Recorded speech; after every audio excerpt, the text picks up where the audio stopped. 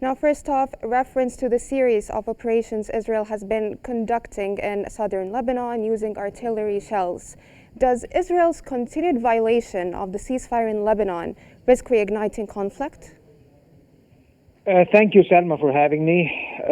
Definitely, there have been over 24 violations of the ceasefire so far over the past 72 hours that have been documented by the Lebanese armed forces. And of course, these violations were committed by the Israeli Army of Occupation, which maintains a permanent, not a permanent, of course, but a temporary presence, according to the agreement, in many parts of southern Lebanon, especially most of the border area and all of the border villages like Kafar Kira, Maroun al-Ras, Adaisa, and others.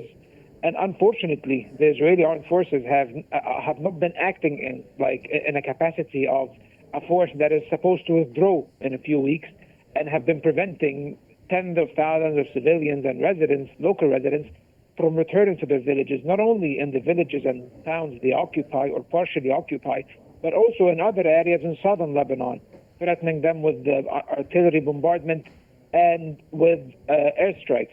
And actually, they did attack some residents who were attempting to go back to their villages. Some were arrested, some were wounded, according to Israeli media sources. Also, in Khiam, the town of Khiam, which was contested before the ceasefire between, and this is the largest town that Israel has managed to move into or invade in southern Lebanon. This town that was contested between Hezbollah and Israel before the ceasefire stopped the fighting over there. However, now Israeli tanks have moved to several neighborhoods that were not under their control before the ceasefire. So it seems that the Israelis are taking advantage of the ceasefire to enhance or improve their battlefield situation. But Dr. Osman, speaking of this temporary presence and the warnings by the Israeli occupation to the residents not to return to the southern Lebanon, how can the international community pressure Israel to prevent further violations? This ceasefire was mediated by the United States and other Western countries. So these major components of the international community have the responsibility to uphold their guarantee of the success of this ceasefire and exercise actual pressure on Israel in order for the situation not to deteriorate once again into open warfare. Just a few hours ago, the Israeli security establishment, sources in the Israeli security establishment, said that this ceasefire only has a 50% chance of succeeding. These are very dangerous leaks and very dangerous indirect statements.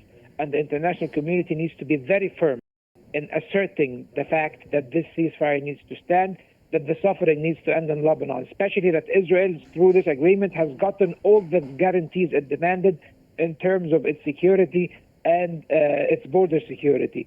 So it doesn't make any sense for them to go back into war. So the international community, especially the United States as the guarantor, whether the outgoing Biden administration or the incoming Trump administration, they have an obligation to uphold this ceasefire and ensure that it lasts.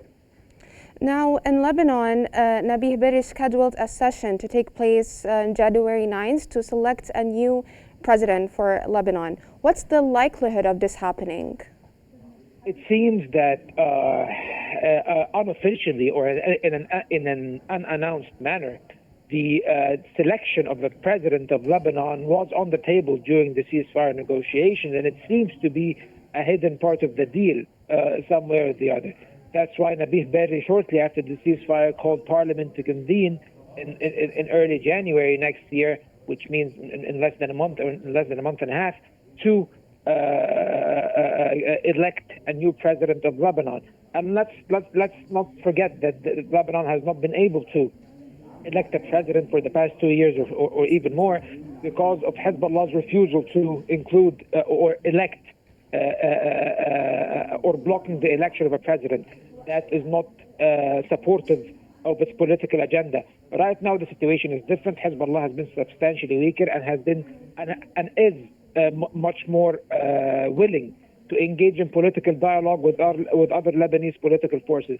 So most likely a new president will be elected this January, and he will be elected by consensus. It will be a candidate that is accepted by both the opponents and the parties that are pro-Hezbollah and Amal movement headed by Nabih Berri. Lastly, Doctor, I would like to shed light on the preparedness of the Lebanese army. What steps are needed to strengthen the Lebanese army's ability to secure the southern borders? The Lebanese army needs to receive unconditional support from the international community. The Lebanese army for the past 20 years has been deprived of essential arms and equipment and funding by the United States and several Western countries. This cannot be the case anymore. The Lebanese army needs to be equipped in a very efficient manner so that it can undertake its duty as the national army of Lebanon in protecting its border, in ensuring that the state monopolizes the use of weapons and arms.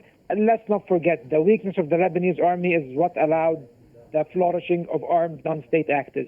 If the international community and the United States and even Israel do not want an armed presence of non-state actors in southern Lebanon, then we need to have a very strong Lebanese army. And I think many countries in the region, including Saudi Arabia, Egypt, and many other Arab countries, are willing to lend all the support. But the support of the United States, of the European Union, and France is very important as well.